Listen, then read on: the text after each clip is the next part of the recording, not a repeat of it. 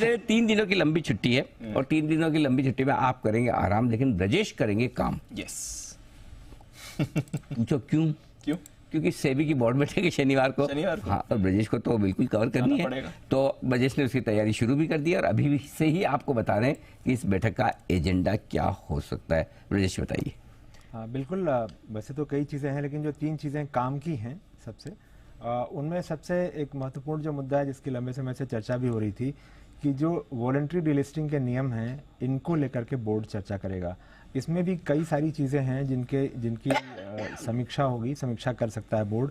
उसमें यह है कि जो इन्वेस्टमेंट होल्डिंग कंपनियां हैं उनके लिए अलग डीलिस्टिंग नियम का प्रस्ताव किया गया था, तो इसको लेकर के भी इस पर बोर्ड कॉल ले सकता है।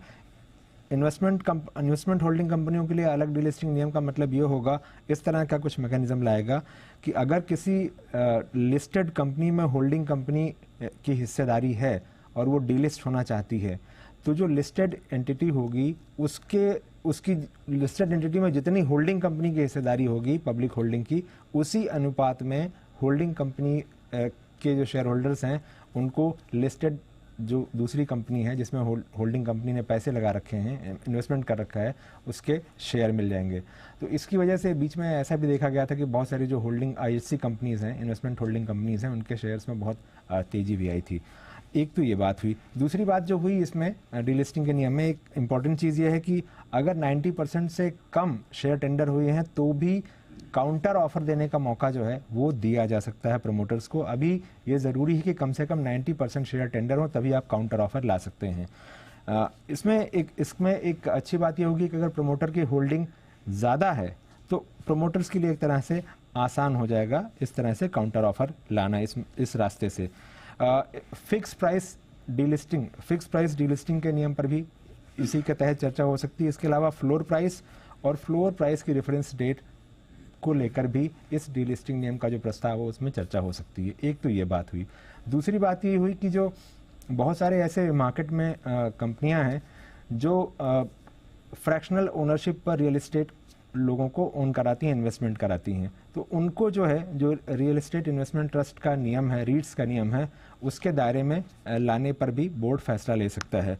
इसका फ़ायदा ये होगा कि जो इन्वेस्टर्स हैं उनके लिए एक तरह की सिक्योरिटी होगी, क्योंकि एक रेगुलेशन होगा जिसके तहत उनके जो हित हैं वो सुरक्षित किए जाएंगे।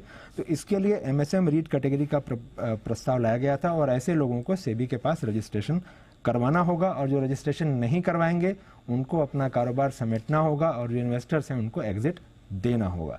तीसरी जो इम्पोर्टेंट चीज़ है वो ये है कि जो देश के बाहर लोग रहते हैं यानी एनआरआईज हैं या ओवरसीज सिटीजन्स ऑफ इंडिया हैं, उनके लिए किस तरह से एफपीआई के रूट से देश में पैसा लाना आसान किया जाए, इसको लेकर भी जो है बोर्ड फैसला कर सकता है। इसमें एक प्रस्ताव जो है वो प्रस्ताव ये है कि जो ऐसे एफपीआईज हैं जो सेबी से रजिस्टर्ड हैं और जो आईएफएससी अथॉरिटी है गांधीनगर में, आईएफएससी जो है गांधीनगर में गिफ्ट सिटी, वहाँ से पैसा लाना चाहते हैं तो उनके लिए रास्ता आसान किया जाएगा। अभी जो नियम है वो ये कहता है कि किसी एफपीआई में का जो कॉर्पस है उसका 50% से ज़्यादा कुल मिलाकर जो ओसीआई हैं या एनआरआई हैं वो नहीं होल्ड कर सकते और सिंगल जो है वो 25% से ज़्यादा होल्ड नहीं कर सकते। लेकिन इस लिमिट को सिंगल के लिए तो 25% ही रहेगा, लेकिन ओवरऑल लिमिट जो है 50% के ऊपर बढ़ाए जाने का प्रस्ताव जो है वो किया गया था। तो इस प्रस्ताव को भी सेबी बोर्ड से मंजूरी मिल सकती है।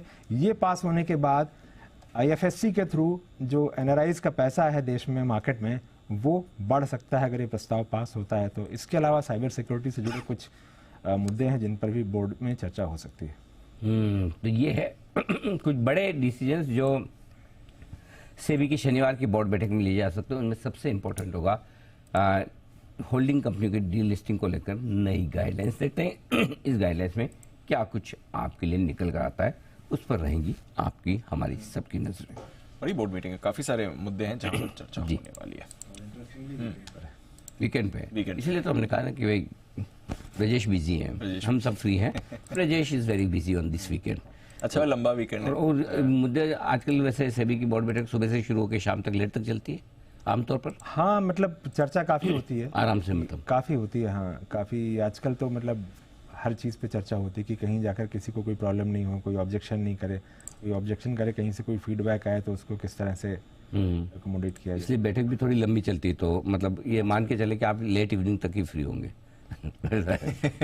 ओके। और जले ना मतलब ध्यान रखना जरूरी, बताना जरूरी है भैया कि लंबा चल सकता है, लेकिन आएगा सैटरडे को कुछ बड़ा एक्शन डिसीजन आपके लिए सेबी की तरफ से।